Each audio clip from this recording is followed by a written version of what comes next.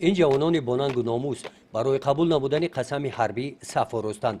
در قسم حربی 13483 وزارت مدافع جمهوری تاجیکستان 6 نوامبر 27مین سالگرد کنستیتوسیای جمهوری تاجیکستان جشن گرفته شده.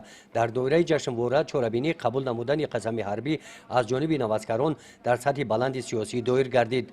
این جوانان به صفهای قواهای مسلح جمهوری تاجیکستان داخل گردیده با مهر و صداقت بلند وطنداری سوگند یاد نمودند که سرباز با شرف با انتظام دلیر و هوشیار باشند. قسم خوردند که به خلق خود صادق باشیم، وطن را مردانوار ماهرانه مدافع میکنیم. در قسمت تنتنوی چهاربینی بخشیده به قبول نمودن سوگند حربی از نام رهبریت قسم حربی برای قبول نمودن سوگند حربی و خدمت در صفهای قواهای مسلح جمهوری تاجیکستان به سربازان برای کامیابی آرزو کردند.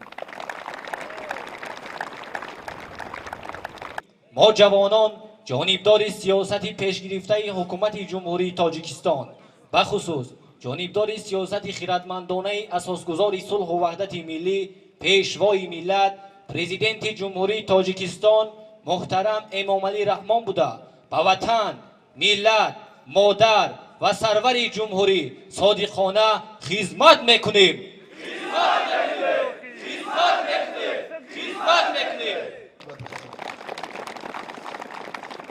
در نوبت خود از نام سربازان قید گردید که آنها خدمت وطن مادر را صافدلانه ادا می نمایند.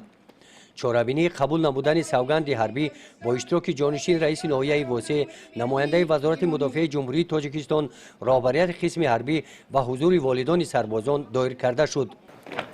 چهاربینی قبول نمودن سوگند حربی با گذشت نظامی انجام یافت. گزارش خواجه نظریف خدای نظر ظهورов از ناحیه واسع برای برنامه اطلاعاتی نوید.